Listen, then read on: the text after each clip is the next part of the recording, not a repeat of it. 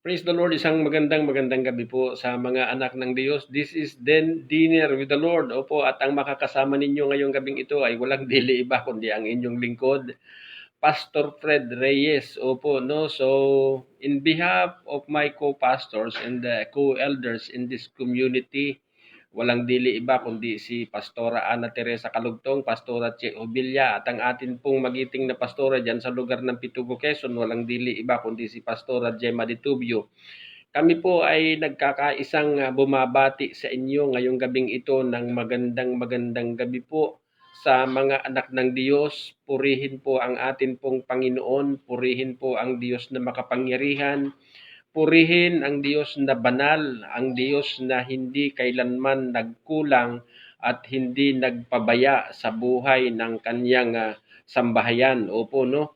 So, magandang gabi po at minsan pa sa gabing ito, bago tayo tuluyang dumako sa mensahe ng mabuting balita, I would like to announce, to remind each one of us muli. Opo, yun pong napakahalagang gampanin na meron po ang bawat mananampalataya na sa kung saan ay atin pong i-post, opo, ating i-share, yun pong ating programa. Opo, no, hindi dahil sa ipinagmamalaki po natin yung atin pong programa, kundi dahil ipinagmamalaki po natin ang atin pong Panginoong Hesukristo, ang kanyang mga salita na siyang kapangyarihan ng Diyos sa ikaliligtas ng bawat sumasampalataya. So, good evening po, good evening. Opo, no? And then the same time na nagsishare tayo ng mensahe ng mabuting balita, nagsishare tayo ng atin pong programa, the same time atin pong samahan ng panalangin sapagkat maliban lamang po na ang bawat post na meron tayong iginagawa ay samahan ng Panginoon, hindi po natin maranasan ang makapangyarihang pagkilos ng Diyos. So, do not forget to pray, pray, pray. Hindi lamang po para doon sa mga programa na atin pong isinishare, kundi maging doon sa mga hamon at pagsubok sa buhay na atin pong nararanasan. Huwag nating kakaligtaan, opo, no, na tayo po ay nasa panahon pa rin ngayon ng pandemya. Opo, no, at pag pinag-usapan po natin yung panahong ito, opo, no, ito ay panahon ng pakikibaka. At hindi po natin ito kaya maliban lamang na tayo ay samahan ng atin pong Panginoon.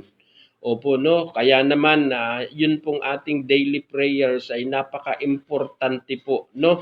Mayroong nagsasabi na bakit kailangan pang manalangin gayong alam naman ng Diyos ang lahat ng bagay? Bakit kailangan pang manalangin gayong ang Diyos din naman ang nagpapasya? Opo, no, napakahalaga po ng atin pong mga panalangin sapagkat sa pamamagitan po ng atin pong mga panalangin, opo, nadidiskubre natin at unti-unti nating nakikilala God, He is sovereign, He is all-powerful. Through prayer, patuloy natin pong nauunawaan na God, He sustained everything that He created. Opo, no, that's why we need to pray and pray and pray. Napakahalaga po ng tinatawag na pananalangin. Opo, no, kaya do not forget to pray. Opo, no, kung papaanong ang inyong lingkod, opo, nakakapagpatuloy dahil sa panalangin ng maraming mga mananampalataya na nawa ay patuloy bigyan ng kalakasan si Pastor Fred. Opo, at kayo man na andyan, bunga din po ng aming mga panalangin.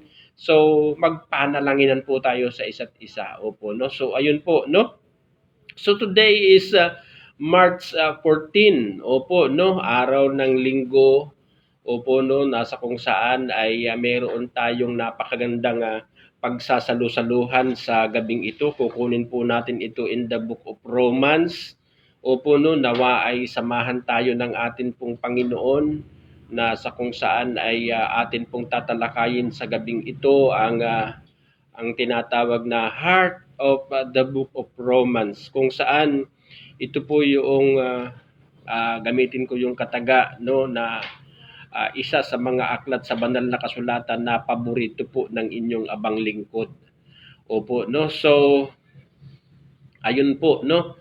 So meron tayong napakagandang pagsasalu-saluhan ngayong gabing ito. At bago tayo tuluyang magpasimula, hayaan natin na sa gabing ito mabati ko muna itong mga anak ng Diyos na naandyan na. Ating binabati ng magandang gabi si Sister Nieves Limit. Magandang gabi. Ate Nieves. Ganon din si Sister Amin. Magandang gabi Sister Amin. O Sister Jeramin Diaz. Magandang gabi po. Magandang gabi din kay Pastora Gemma Ditubio. Ng Pitugo, Quezon. Kay Sister Geneve. Praise the name of the Lord. Kahit bagong kasal to, nakatutok sa mensahe ng mabuting balita. Praise God. Yun pong ating butihing pastora, walang dili iba kundi si Pastora Ana Teresa Kalugtong, together with Pastora Che Hubilla. Magandang gabi po sa inyo. Ang aking manugang na si Jerry, magandang gabi po, At doon sa ibang hahabol pa lamang, magandang gabi po sa inyong lahat. Praise the name of the Lord. So, ayun po, tayo po ay magsimula na. Sa napakarami nating pag-uusapan ngayong gabing ito, ang pinakamahalaga po ay walang dili iba kundi ang mensahe ng mabuting balita. So tayo po muna ay manalangin at atin pong idulog sa Panginoon ang gabing ito at samahan tayo ng Diyos sa mensahe ng mabuting balita na atin pong pagsasalu-saluhan. So let us pray po.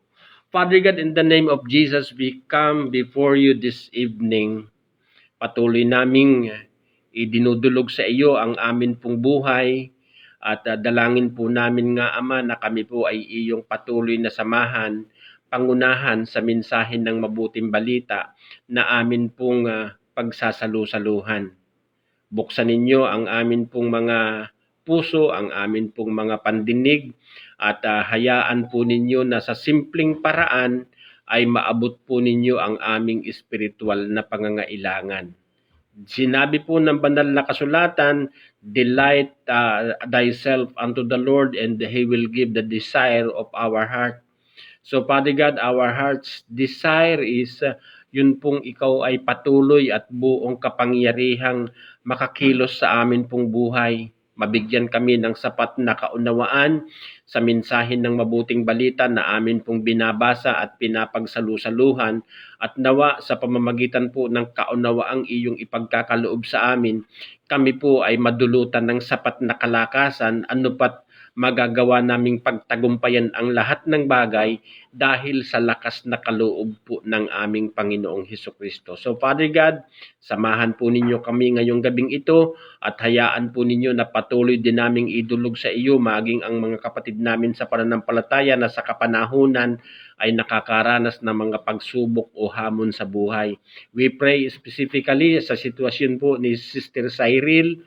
Akin pong dalangin na siya ay iyong patuloy na samahan at igawad sa kanya ang pusong may kakayanang magpunyagi o lumaban sa lahat ng uri ng hamon sa buhay. Alisin po ninyo sa kanyang puso't kaisipan ang lahat ng uri ng pangamba o takot, pag-aalala at hayaan po ninyo na ang magpunyagi ay ang pagdideklara, he can do or she can do all things through Christ who strengthens her. So Father God, we declare in this speak healing in the name of Jesus. We claim that you are the God that healeth thee. Kaya sa iyo namin ipinapagkatiwala si Sister Cyril at amin pong pinapanghawakan, if God is for us, no one can be able to harm us. So Father God, thank you. We are praying also sa sitwasyon po nila Pastora Ana, si Mama Tila, si Kuya Rolly Vergara. We are praying also sa sitwasyon po ni Brother Loleng Ditubio, ang sitwasyon po ng iyong abang lingkod at ng napakarami pang nangangailangan ng panalangin at kagalingan na nagmumula o ibinibigay ng Panginoon. We are praying, Father God. So we claim, Father God, that this evening mayroon kang panibagong pagpapalang ibibigay sa buhay ng bawat isa. Kaya naman, simpleng pangungusap po, Ama, simpleng pagkilos, simpleng pagbubukas ng amin pong mga unawa at hayaan po ninyo na sa pamamagitan po ng mensahe ng mabuting balita, ikaw ay makapangusap sa amin. Gabayan kami ng Santong Espiritu at patuloy na ang iyong kaluwalhatian ang matanyag sa buhay ng bawat individual na makikinig ng iyong mga salita sa gabing ito. Sa iyo namin ipinapagkatiwala ang lahat. Mapapurihan ka, O Diyos, dakilain ka, Ama, sa pangalan ni Jesus na aming Panginoon. Ito po ang aming dalangin. Amen and amen. Praise the name of the Lord. So, good morning. Good morning po o good evening. Opo, no, sorry. Opo, no, palibhasa. Nasanay ako na laging umaga ang programa. So, good evening po, no? So, isang napakalaking pribilehiyo po na makasama ninyo akong muli sa gabing ito. So, ang atin pong pagsasalu-saluhan ay isang napakagandang mensahe. Opo, no? This is the heart of the book of Romans. Opo, no? Romans chapter 8. Opo, no? Basahin natin beginning from verse 31. Opo, no? So, atin pong pagnilayan ang mga pangakong ito na nakapaloob sa banal na kasulatan at hayaan po natin na ang nilalaman po nito ay magamit ng Diyos para sa sapat na kalakasang atin pong pangangailangan. Hindi lamang ngayon, kundi magpakailan-kailanman. Opo, no? So, basahin po natin beginning from verse 31, opo, no, hanggang 39. What shall we say then? What shall we then say to these things? If God be for us, who can be against us? He that spared not his own son, but delivered him up for us all, how shall he not with him also freely give us all things? Who shall lay anything to charge God's elect? It is God that justified. Who is he that condemned? It is Christ that died, yea, rather, that is risen again, who is even at the right hand of God, who also make intercession for us. Who shall separate us from the love of Christ? Shall tribulation or distress or persecution or famine or nakedness or peril or sword? As it is written, for thy sake we are killed all day long. We are accounted as sheep for the slaughter.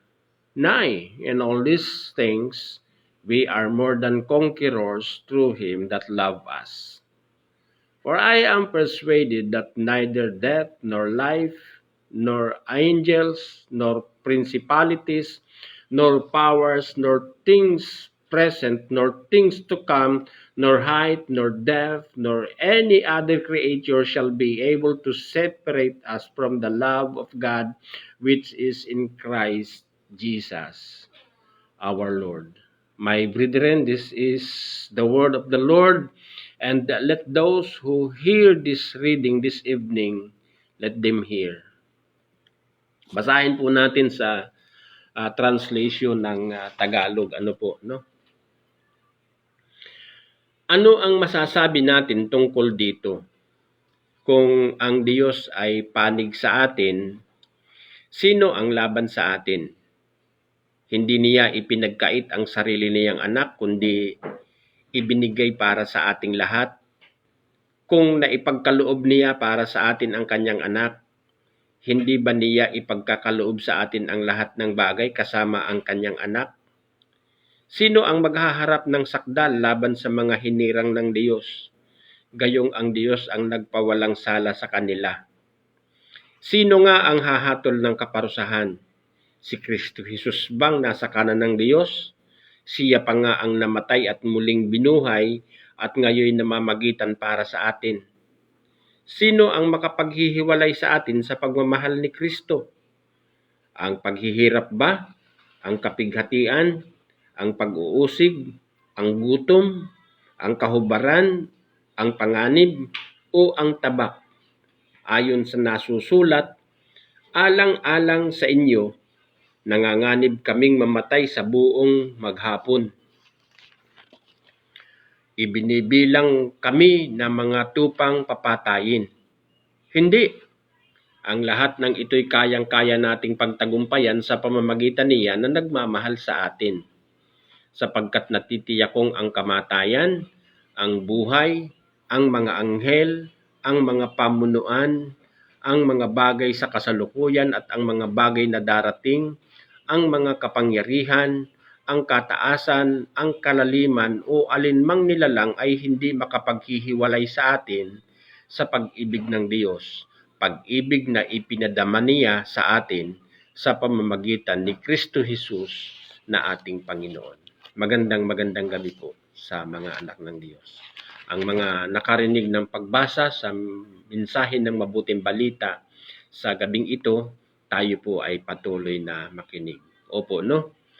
So there is a question from the mind of Paul na sa kung saan ay ibinabato niya sa isipan at puso din ng mga mananampalataya, hindi lamang noong unang panahon, kundi maaging sa mga mananampalataya ngayon. Opo, no? Isang uri ng katanungan na sa kung saan ay nagtataglay ng napakagandang kasagutan, opo, no? Mula sa banal na kasulatan na sa kung saan ay pwedeng gamitin ng Diyos sa isang mananampalataya upang siya ay panatilihing may buhay na punong-puno ng katagumpayan at bagamat humaharap ng iba't ibang uri ng hamon sa buhay.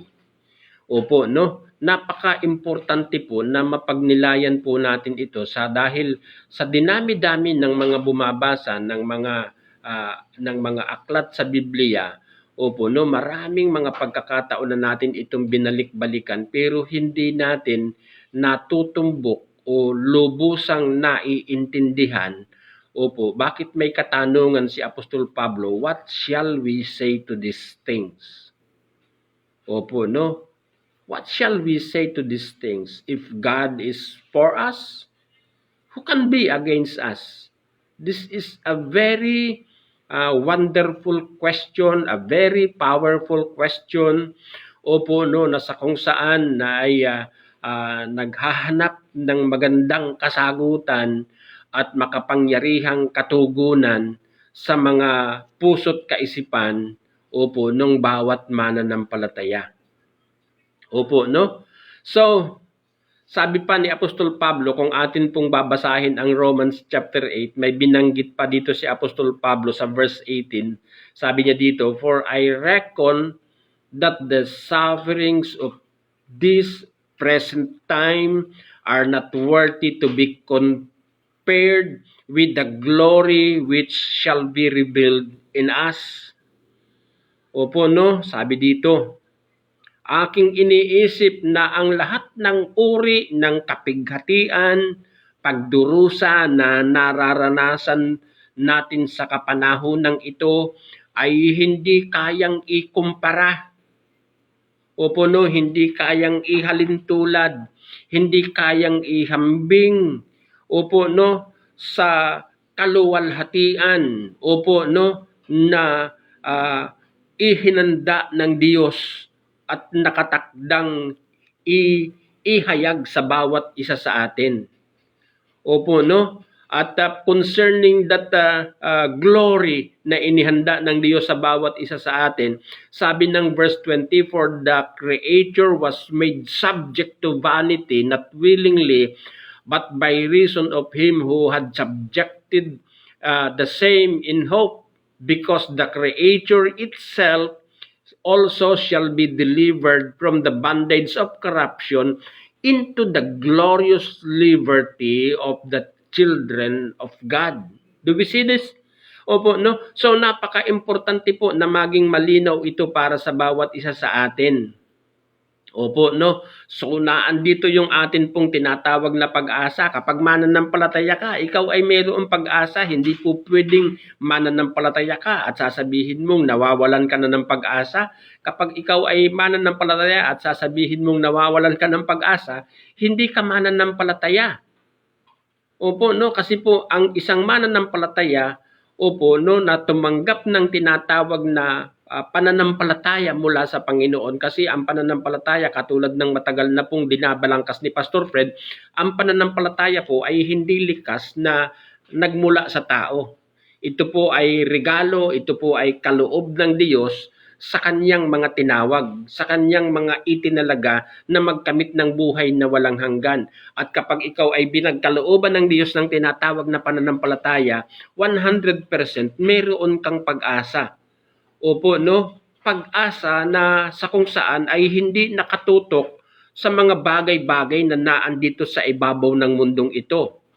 Opo, no? Habang tayo ay nasa ibabaw ng mundong ito, kung yung atin pong mga nakakasalamuha sa atin pong paligid ay nakakaranas na sila'y magdalamhati, may mga mananampalataya na nakakaranas din ng tinatawag na pagdadalamhati. Kung ikaw ay nawawalan ng tinatawag na gastusin sa pang-araw-araw na buhay, opo, no? O ang iba'y nakakaranas ng kawalan, kahit ang mga mananampalataya nakakaranas din ng tinatawag na kawalan.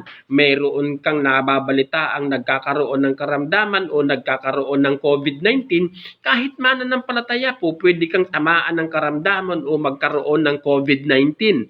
Sasabihin naman ng ibang mananampalataya, in Jesus' name.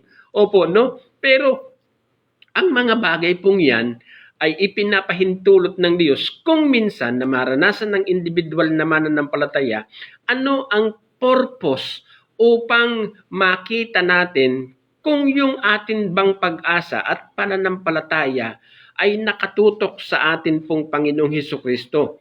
Opo, no? Sabi nga ng verse 28, for we know that all things, opo, we know. Alam natin na sa lahat ng bagay, pangit man yan o maganda, opo, no? Dito natin kukunin yung katanungan, what shall we say to these things? Opo, no? Pwede din nating isama ang verse 1. Ano ang sabi ng verse 1? There is therefore now no condemnation. Sabi doon sa verse 1, there is therefore now no condemnation to them which are in Christ Jesus. Opo, no? To those who are in Christ Jesus, who walk not after the flesh, but after the Spirit. Opo, for the law of the Spirit of life in Christ Jesus had made us free, or made me free from the law of sin and death. Opo, no? Praise the name of the Lord. Anong ibig sabihin ni Apostol Pablo dyan? Sa kabila ng tinatawag na kahinaan ng isang tao, si Apostol Pablo, hindi siya katulad ng inaakala ng marami na katulad siya ni Superman. Opo, no? Si Apostol Pablo, katulad ng sinabi ni Santiago, sa aklat ng Santiago, si Elias ay tao rin na katulad natin. Opo, no? Ang tinutukoy po ni Santiago ay isang super anointed prophet ng Diyos, walang iba kundi si Propeta Elias. Siya po ay nakakapagpababa ng apoy mula sa langit. Opo, no, si Apostol Pablo, kinagat ng makamandag na ahas, pero ipinapaglamang niya ito. The Bible declared that Paul, or maybe Elias, opo, no, siya ay tao ring katulad natin.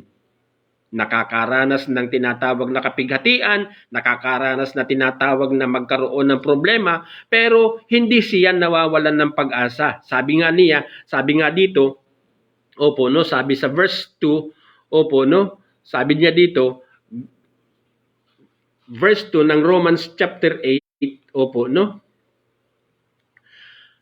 for the law of the Spirit of life in Christ Jesus had made me free from the law of sin and death.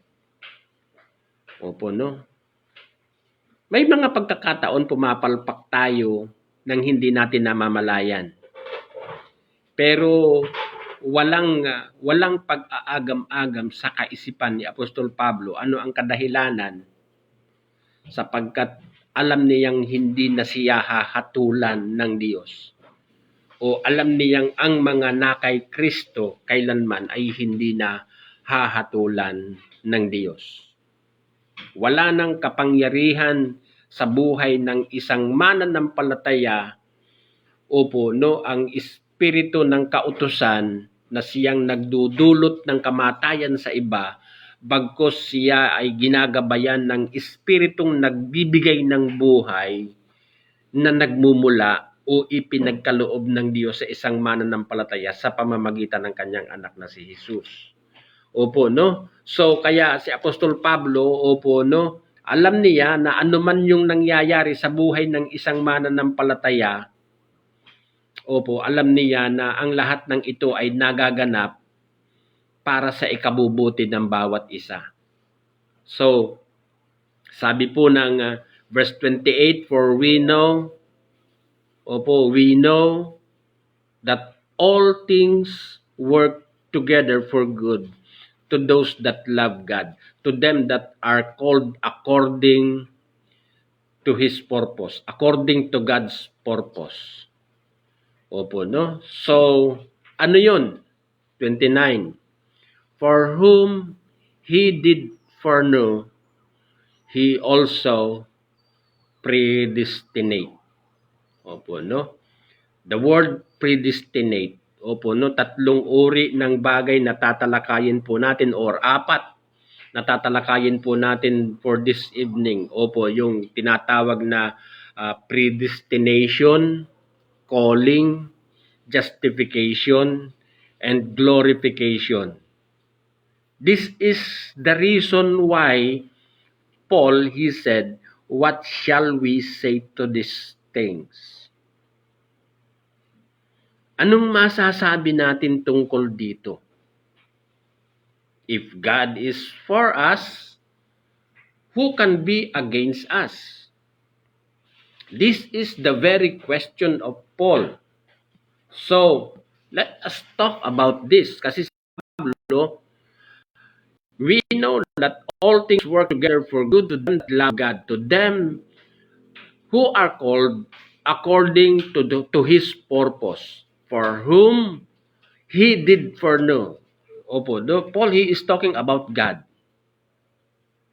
For whom He did foreknow. Pag sinabing foreknow, the Bible or Paul, he is talking about foreknowledge of God. Pag sinabing foreknowledge of God, ito ay kaisipan ng Diyos na kumilos simula pa noong unang hindi natin po pwedeng gamitin yung katagang unang panahon kasi pag sinabing unang panahon, ang Diyos ay nagsimula sa panahon na wala pang panahon. Mahirap i-explain ang Diyos ay naandyan na sa panahong o sa oras na wala pang oras. He is from eternity. Going to eternity. Praise the name of the Lord. Ang hirap i-explain. So pag pinag-usapan po natin yung katagang for whom He did foreknow, the Bible is talking about the master plan of God. The master purpose of God. The blueprint of His plan. Pag sinabing the blueprint of His plan, pag mayroong mga construction company at mayroong ipinapagawang building, kung minsan ang ipinipresent na lamang dun sa mga ordinaryong manggagawa ay yung mga senerox ng tinatawag na pagkakaguhit ng building. At kung minsan kapag mayroong metikulosong manggagawa, hinahanap nila yung tinatawag na blueprint. Nasaan yung blueprint? Pag sinabing blueprint, nasaan yung original copy? So ang sabi dito, for whom He did foreknow, sapagkat sa simula't simula pa, before the time began, alam na ng Diyos kung sino ang Kanya. Opo, no? At kung sino yung kanya, sabi doon sa verse 29, He also did predestinate. Opo, no? Pag sinabing predestination o predestinate, opo, no? Sa Greek word proorizo. Opo, proorizo. Opo, no? Proorizo. Ang ibig sabihin po ng proorizo ay predetermined. Opo, yan po yung ibig sabihin ng katagang predestinate. Predetermined. Decide beforehand. Opo, no? Decide beforehand. Opo, no? A decree of God from eternity. This is the meaning of the word predestinate. A decree of God from eternity. Praise the name of the Lord. Opo, no? Kaya si Apostol Pablo nagsasabi, what shall we say to these things? Anong masasabi mo patungkol dito? Ang dami mong problema, ang dami mong pagsubok na pinagdadaanan sa buhay mo sa ibabaw ng mundong ito. Opo, no? Wala kang karapatang magbaktol. Ano ang kadahilanan? Because you are predestinated by God. Opo, no? You are predestinated by God to be conformed to the image of His Son, Jesus. Opo, no? Shortcut po yan ni Apostol Pablo in the book of Ephesians. Opo, no? Sa chapter 1. Opo, no? We are predestined to be conformed to the image of His Son. Opo, no? So, dito sa book of Romans, chapter 1, o chapter 8, verse 29, sabi ni Apostol Pablo, God, He is decided beforehand. Opo, that's why si Pastor Fred, opo, naniniwala ako na walang pinagkumparahan ang Diyos patungkol sa pagtatalaga niya o pagbibigay niya ng buhay na walang hanggan. Wala siyang ginamit na basihan. Bakit? Nung siya ay magdesisyon na iligtas ang kanyang mga ililigtas, opo, no, ito po yung panahon na wala pang taong nilikha at maging ang mundong ito na ating ginagalawan ay wala pa sa panahong iyon. Opo, no, alam na ng Diyos kung sino ang kanya at ang mga ito ay kanyang itinalaga. Opo, no, kanyang itinalaga bago likhain ang sanlibutan na ang mga ito ay mananatiling kanya at hindi maaagaw ng kahit na sino man sa mga kamay niya. Opo, no? Kaya pag sinabing a decree of God from eternity, ang ibig sabihin po nito ay to foreordain, to appoint beforehand that you are owned by God. Hallelujah. Pag sinabing predetermined, ito na talaga 'yun. Hindi na magbabago, hindi na aayusin. Opo, no, hindi na kailangan ng tinatawag na modification. Opo, ano ang kadahilanan? Because God, He is determined. Opo, no, according to His plan that you are one. Opo, no, you are part of the one whom God predestined to be conformed to the image of His Son. Praise the name of the Lord. Opo, no? Kaya pag sinabing buhay na walang hanggan, opo, pag sinabing kaligtasan, opo, no, si Pastor Fred, opo, ay naando nananangan, anuman ang mangyari, anuman ang maganap sa atin pong buhay, dahil mayroong Diyos na naandyan sa panig natin at sinabi ni Apostol Pablo, if God is for us, who can be against us? Si Pastor Fred ay nananangan na hindi ka po pwedeng pabayaan ng Diyos na makapangyarihan. Sinabi niya in the book of Luke, do not be afraid, little flock. Opo, no? Ano ang kadahilanan? Sapagkat kagalakan ng ating amang nasa langit na ipagkaloob niya sa inyo ang kanyang kaharian. Opo, no? Katulad ng madalas kong banggitin noon, opo, no, ang pag-ibig ng Diyos, hindi po natin ito hiningi. Ang biyaya ng Diyos, hindi po natin ito hiningi. Opo, no? Maging ang programang ito, hindi natin ito hiningi o wala tayong ginawa sa harap ng Diyos para gawin niya ang pagpapasyang ito before the foundation of the world na tayo ay iprograma o ang Diyos ay magdesisyon before the creation na siya ay magdideklara this people or this group of people before the foundation of the world. Sa panahong sila'y aking likhain, sila ay magiging akin. Opo, no? Wala pong kumumbinsi, wala pong namulitika, opo, walang sino mang lumapit sa atin pong Panginoon at nagsabing sila po ang inyong piliin. Wala pong ganon. Opo, no? Bakit? Sapagkat pag pinag-usapan po yung tinatawag na pagtatalaga ng atin pong Panginoon sa atin upang tayo ay tawaging kanyang mga anak, ay walang impluensyang nagmula sa kanino man. Ito ay isang uri ng decree na nagmula sa Diyos from eternity. Praise the name of the Lord. Opo, no? So napaka-importanting maging malinaw po ito para sa atin. This is the main reason of Paul bakit siya nagtatanong, what shall we say to these things? Opo, no? Ang daming Kristiyano ngayon na panay ang angal, panay ang complain. Opo, no? Ito po, tutukan lang natin ito. Opo, no?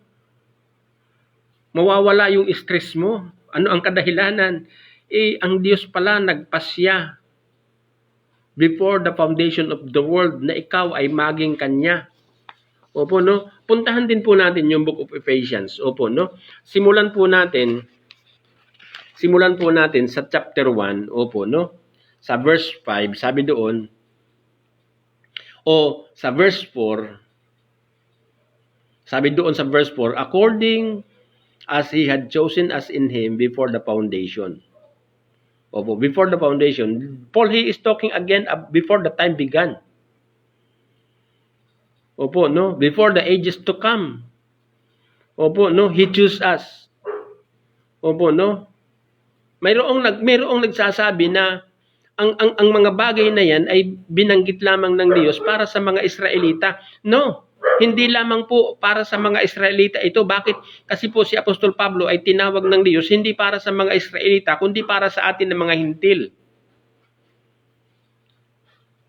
Ang Roma ay isang uri ng bansa na ang naninirahan ay puro mga hintil. Ang Efeso ay isang uri ng lugar na ang naninirahan ay puro mga hintil. Opo, maaaring mayroong mga manakanakang naninirahan dyan na mga Hudyo, pero specifically, pag sinabing Book of Ephesians, sulat ito ni Apostol Pablo para sa mga taga-Efeso, para sa mga mananampalataya na nasa lugar ng Efeso, para sa mga mananampalataya na nasa lugar ng Roma. Praise the name of the Lord. Kaya nga sabi dito sa verse 4, according as He had chosen us in Him before the foundation of the world, that we should be holy and without blame before Him in love, having predestinated us unto the adoption of children by Jesus Christ to Himself, opo, according to the good pleasure of His will, not according to our will, but according to the good pleasure of God's will. Opo, no? So sabi dito, to the praise of the glory of His grace, wherein He had made us accepted in the beloved. Opo, no? Do we see na ang Diyos ay nagpasyang tanggapin po tayo? Opo, no? Walang nag-impluwensya sa Diyos. Maaaring tayo na impluwensyahan tayo ng isang mahusay na tagapagturo at sinabing tanggapin mo ang Panginoong Hesukristo bilang Diyos at sariling tagapagligtas. Opo, no, maaaring mayroong nag-impluwensya sa atin na sinabi sa atin ng isang mahusay na tagapagturo na pagsisihan mo at talikdan ang iyong mga kasalanan upang ikaw ay ibilang na isa sa mga pinaghaharian ng Diyos. Opo, no, maaaring ganun. Pero pag atin pong tututukan ang sinasabi ng banal na kasulatan, God, He did it when? Before the foundation of the world, before the time began, opo, He chose you, opo, to be in Him. Opo, no? Pinili ka ng Diyos upang maging Kanya o mapa sa Kanya according to the good pleasure of His will, to the praise of the glory of His grace, wherein He had made us accepted in the Beloved, in whom we have redemption through His blood, the forgiveness of sins, according to the riches of His grace. Opo, no? Yung pagpapatawad ng ating mga kasalanan, opo, no, hindi din dahil ito'y iniiyak natin. Hindi ko sinabing huwag kang umiyak kapag nakita mo sa harap ng Diyos na ikaw ay makasalanan. Hindi ko sinabing ikaw ay maglumuhod at hindi ko sinabing huwag kang lumuhod at huwag mong hingin ang kapatawaran sa atin pong mga kasalanan. But this is what I am talking about. Opo, yung pag-ibig ng Diyos, yung kanyang pagtatalaga sa atin, yung pagbubuhos ng kanyang biyaya sa buhay ng bawat isa sa atin, ito po ay hindi natin hiningi, ito po ay kusang loob na ibinigay o itinakda ng Diyos na ibigay sa atin. Kailan niya ito itinakda? Before the time began. Hallelujah. He made this kind of decree from eternity. Praise the name of the Lord. Opo, wherein, sabi doon sa verse 8, wherein He had abounded toward us in all wisdom and prudence, He being made known unto us the mystery of His will, according to the good pleasure which He has purpose in Himself, according to the good pleasure, opo, no, na siya lamang ang nagplano, the triune God. Opo, no? Kaya nga, sabi ni Apostol Pablo, what shall we say to these things? If God is for us, who can be against us? Nasa panig natin ang Diyos. Sino po pwedeng kumalaban sa iyo? Itinakda ka niya sa ganitong uri ng direksyon. Walang po pwedeng kumontra sa plano ng atin pong Panginoon. Ano ang sabi ng verse 32? He that spared not his own son, but delivered him up for us all, how shall He not with Him also freely give us all things? Opo, no?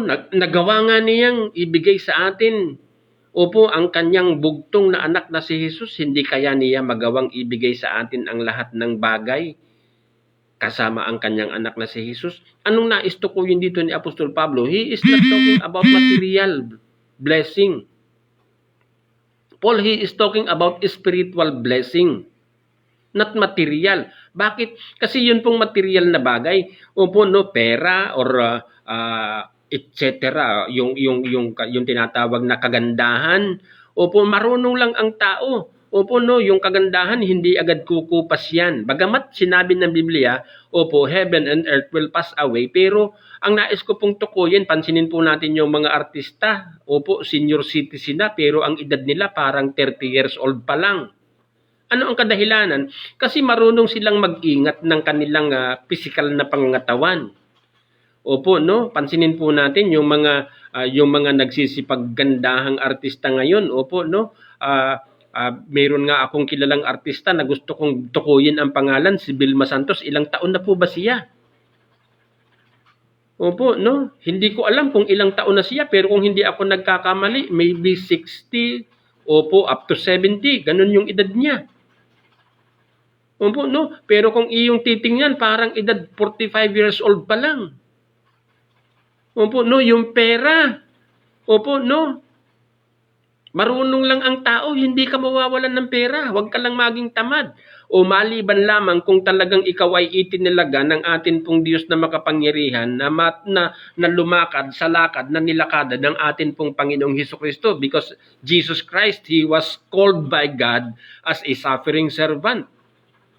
Opo, no? So kung ikaw ay tinawag ng Diyos sa ganoong uri ng tinatawag na palatuntunan, opo, no? Ang ibig sabihin ng inyong abang lingkod, hindi ka po pwedeng pabayaan ng Diyos na yung ganoong uri ng palatuntunan na kanyang itinalaga para sa iyong buhay ay magtagumpay laban sa iyo. Opo, no? Kung papaanong ang atin pong Panginoong Hesukristo ay nagtagumpay laban sa laban ng hamon, opo, no? Buhay laban sa kamatayan at nagtagumpay ang buhay. Opo, ano ang kadahilanan? Dahil mayroong Diyos na nagpalakas sa atin pong Panginoong Hesus. Opo, no, mayroong Diyos na bumuhay sa Kanya galing sa libingan ng mga patay. Tayo mang mga mananampalataya, bibigyan ng Diyos ng pagkakataong magkaroon ng buhay sa pamamagitan po ng atin pong Panginoong Hesukristo. Opo, no? So we are predestined by God. Opo, no? Our salvation in Christ, opo, no? Hindi po ito mawawala magpakailanman. Bakit? Sapagkat ito po ay ibinigay sa iyo ng Diyos. Opo, no? At bahagi lamang ng iyong pagtanggap sa regalo, yung iyong ipagdideklara na mayroon kang buhay na walang hanggan sa pamamagitan ni Jesus. Opo, no? Kung yung kaligtasan pong iyon na sinasabi ng iba ay nawawala, aywan ko, hindi ako mapakali. Baka yun pong kaligtasang iyon ay tinarbaho nila at hindi ang Diyos ang nagkaloob nito para sa kanila. Praise the name of the Lord. Opo, no? So, we are predestined. Pangalawa, opo, no, we are called by God. Kaleo. Opo, no? Kaleo. To receive the name of Walfredo Reyes. Opo, no? Banggitin po ninyo yung inyong pangalan. Kasi po, nung piliin tayo ng atin pong Panginoon, yung mga pangalang yan na taglay-taglay natin ay naandyan na sa puso't isipan ng Panginoon. At itinakda niya ang tamang panahon upang tawagin tayo sa ating kanya-kanyang mga pangalan. Opo, no? At ito po ay napaka-specific. Opo, anong ibig mong sabihin na napaka-specific? Opo, natatandaan po natin nung si Lazaro ay mamatay, 4 na araw ng patay, at ang sabi ng banal na kasulatan, mayroon ng uod ang kanyang mga, pasensya na po kayo, no? Alin ba yung unang inuuod sa isang bangkay? Yun pong tainga, yun pong mga malalambot na bahagi sa pisikal na katawan ng tao, bibig, mata. Opo, ang sabi ng mga nakasaksi sa pagkamatay ni Lazaro, sabi ng dumating ang atin pong Panginoong Hesukristo, mayroon na po siyang stench ngayon. Ano po yung stench? Inuuod na po si Lazaro. Ang sagot ng atin pong Panginoong Hesukristo, natutulog lamang siya. Opo, no? Ipinahintulot ng Diyos na mangyari ang bagay na ito upang mahayag ang kaluwalhatian ng Panginoon. Opo, no? So patay na talaga si Lazaro. Inamin ito ng atin pong Panginoong Hesukristo, patay na talaga si Lazaro. Pero sabi niya, ipinahintulot ito ng Diyos para mahayag ang kaluwalhatian ng Diyos. Opo, no? So, biglang nagsalita ang atin pong Panginoong Hesukristo at sinabi niya ang katagang, Lazarus, come forth. Opo, mayroong isang Bible scholars na nagsabi na kung hindi espesipikong binanggit ng atin pong Panginoong Hesukristo ang pangalan ni Lazaro, ang lahat ng patay na nakalibing ay babangon at lalapit sa ating Panginoong Hesukristo. But this kind of calling was very specific. He mentioned the name Lazarus. And Lazarus comes forth. Opo, no? Kaya nga po, pag pinag-usapan yung atin pong pagtatalaga ng Panginoon para maging kalarawan ng atin pong Panginoong Hesukristo o pagtatalaga ng Diyos sa bawat isa sa atin upang maging kalarawan tayo ng atin pong Panginoong Hesukristo, that kind of purpose, opo, ito po ay napaka-specific. You are called by God at ito po ay napaka-specific. Opo, no? Pwede kang magtanong, Lord, bakit ako? Ang sagot ng Panginoon ay ikaw ang gusto ko eh. Bago palikhain ang sanlibutan, pinili na kita eh. You are predestined or predestinate. At ito yung panahon ng pagtawag ko sa iyo. You are called. Specific calling. Opo, no? Ano ang purpose? To justify. Opo, no? Anong ibig sabihin ng justify? In Greek, dikayo. Opo, no? Huwag nating kalilimutan yung mga mahahalagang Greek word na ginamit sa mga katagang ito. Prorizo. Opo, no? Ang ibig sabihin ng prorizo ay decided beforehand. Predestinate. Yung pangalawa, kaleo or calling. Opo, no? To receive the name of. Opo, no? Ilagay nyo po yung pangalan nyo dyan. Opo, no? To give some name to one. Opo, no? Opo, no? Kapag wala kang pangalan, tatawagin kang Kristiyano because you are followers of Christ. Or yung pangatlo, to bear the name or title of who? Tinawag ka ng Panginoon para dalhin mo at taglayin mo ang pangalan ng atin pong Panginoong Hesukristo. So, pangatlo, you are justified. Opo, no? Balikan natin yung atin pong talatang binabasa, verse 29, for whom He did foreknow, He also predestinate to be conformed to the image of His Son, that He might be the firstborn among many brethren. Opo, no? 30, moreover, whom He did predestinate, them He also called. Opo, specific calling. Those whom He called, He also justified. Opo, no? Dikayo. Opo, no? Ang ibig sabihin po ng dikayo ay to show. Opo, no? To render righteous or such ought to be. To exhibit. Opo, no? Ito'y isang uri ng gawa na hindi po nagmumula sa tao. Ito ay isang uri ng gawa na nagmumula sa Diyos. When God justified you, opo, no, ini-exhibit ng atin pong Diyos o ipinapakita ng Diyos o idinideklara ng Diyos, you are righteous. Kaya nga po si Pastor Fred, pag sinabing justification, what is the meaning of the word justification? For me, the meaning of that word is God makes the wrong right. Opo, no, ang ibig ko pong tukuyin dito ay yung itim ginawang puti ng Diyos. Opo, at ang tanong ng Diyos, meron bang kokontra? Praise the name of the Lord. Kokontra ka? Sasabihin mong nakakagawa ka ng kasalanan? Opo, no? Si Pastor Man, may mga pagkakataon, magugulat na lang ako, hindi ko inaasahan, may nagawa pala akong kasalanan. Pero ang tanong, sa kabila ng ganoong uri ng sitwasyon, hindi ko namamalayan, bigla akong nakagawa ng kasalanan because I am not perfect. God, He is immutable, but I am mutable. I am not perfect. Patungo pa lang ako sa plano ng Diyos sa akin sa tinatawag na pagiging perpekto, kalarawan ng Panginoong Hesukristo. Pero habang naandito ako sa ibabaw ng mundong ito at hindi pa ako nakakarating doon sa lugar na sa kung saan idiniklara ng Diyos na patutunguhan ko, mananatili akong mutable at may pagkakataon manaka-naka, makakagawa ako ng kasalanan. But what is the meaning of it? Hindi ibig sabihin may nagawa kang kasalanan, mababago na yung deklarasyon ng Diyos sa iyo na you are justified. No. God's declaration for you, you are justified through Him that love you. Hallelujah. So pag sinabing justified, dikayo, to show, to render righteous as such ought to be, to exhibit events.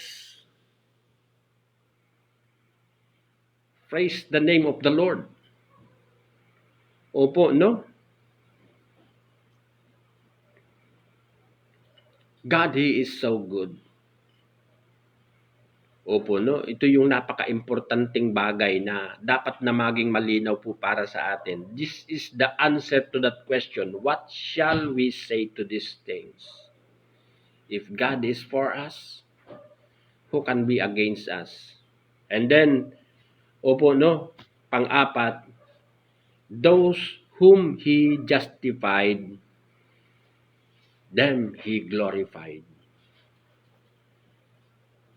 Doxadso.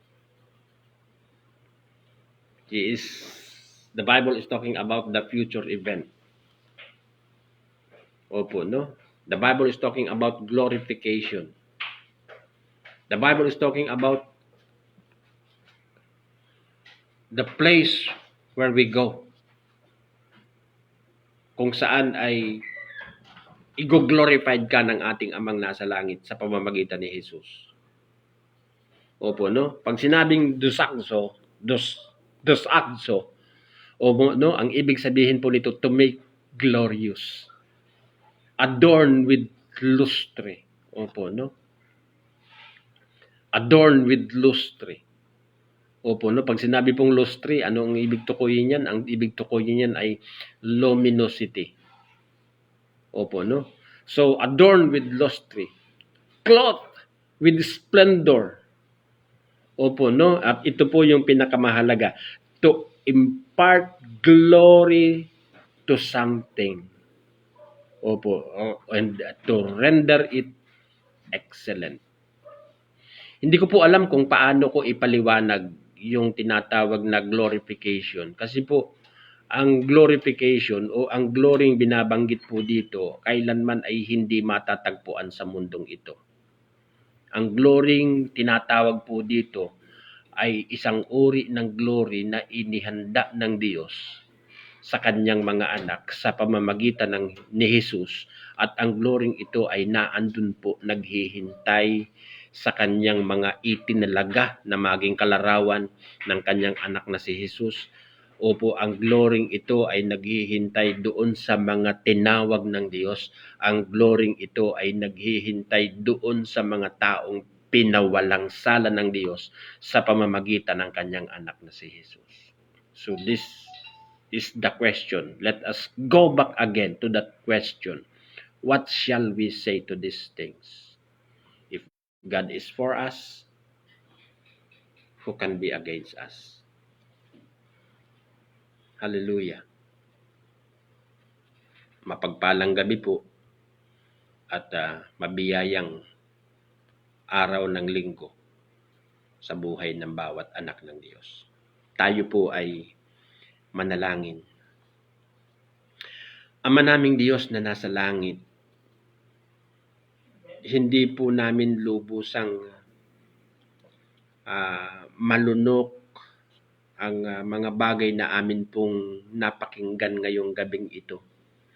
Maging ang iyong abang lingkod, Ama, ay na-overwhelm sa mga bagay na ito na amin pong nadiskubre patungkol sa iyong nilayon o nilalayon sa buhay ng bawat isa sa amin.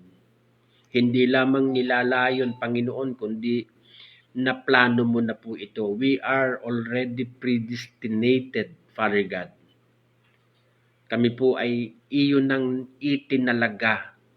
Hindi po itatalaga, kundi kami po ay nakatalaga na. At sa pamamagitan nga po ng pagtatalagang ito na iyong naplano sa buhay ng bawat isa sa amin, kami po ay iyong tinawag. At sa pamamagitan po ng iyong pagtawag sa bawat individual, kami po ay iyong pinawalang sala at itinakda sa panahong iyong itinakda sa bawat isa na kami po ay parangalan at bigyan ng kaningningan. katulad ng kaningningan, meron ang amin pong Panginoong Hesukristo. So Father God, this evening, kami po ay walang masabi maliban sa katagang salamat po, Ama. Hindi namin hiningi ang kaligtasan, pero ipinagkaloob po ninyo ito sa amin. That's why we are praying, Father, in the name of Jesus, na nawa, Panginoon, habang naandito kami sa ibabaw naming ng mundong ito, kami na iyong mga tinawag, kami na iyong mga itinalaga, ay magawa po namin ang isang uri ng tungkulin, pinakamataas na tungkulin. Meron kami na mga mananampalataya. Yan po ay ang mapapurihan ka namin patuloy. Luwalhatiin ka namin patuloy. At i-enjoy namin ang iyong presensya sa amin pong pang-araw-araw na buhay. Mayroon mang problema o wala, masaya man kami o malungkot, mayroon mang hamon o mayroon mang katagumpayan, ma-enjoy namin ang iyong presensya. Panginoon, turuan po ninyo kami na masatisfied sa iyong mga salita, masatisfied sa iyong presensya, masatisfied sa iyong pangalan, ang pangalang Jesus na sa pamamagitan nga nito ay nagkamit ng buhay na walang hanggan ang lahat ng sumampalataya. So Father God, we are praying right now in the name of Jesus, at dalangin ko po na kami po ay iyong patuloy na samahan at unti-unting linawin sa amin pong mga isipan ang kasagutan sa katanungan, what shall we say to these things? If God is for us, who can be against us? So Father God, we are praying to each believers na kasama ko po ngayong gabing ito. Akin pong dalangin na sila'y iyong patuloy na papagpalain at papagtagumpayin. Akin pong dalangin na anuman yung maranasan ay mapagtagumpayan sa pamamagitan ng kalakasang nagmumula sa Diyos na makapangyarihan. Thank you for being so good and so nice to each one of us. Salamat po. Ang mga may karamdaman, akin pong dalangin, gawaran ng kagalingan, at ang may mga hamon sa buhay ay patuloy na papagtagumpayin sa pangalan ni Jesus. Sapagkat nagmula po sa iyo ang lahat ng bagay, at para sa iyo ang lahat ng bagay. Sa iyo ang kapurihan at ang kaluwalhatian sa pangalan ni Jesus. Amen. God bless you po at magandang gabi po sa inyong lahat. Praise the name of the Lord. So, ayun po, no? Nakatapos na naman tayo ng isang programa, and I do believe na ang bawat isa po sa atin ay pinagpala ng atin pong Panginoon. So, magandang gabi kay Fumika at kay Nozume, ganun din po kay Franz Margalio. Opo, no, magandang gabi kay Zyle. Opo, no, good evening Zyle. Ganun din kay Brother Lito. Opo, no, magandang gabi Brother Lito. Magandang gabi din po kay Brother Denmark. Opo, no, Mulano, kay Sister Amin, kay Sister Nieves Limit.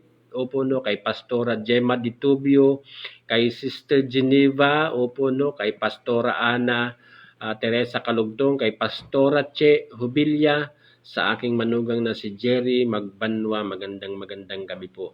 Pagpalain kayo ng atin pong Panginoong Hesukristo. God bless you po at bye-bye po sa inyong lahat.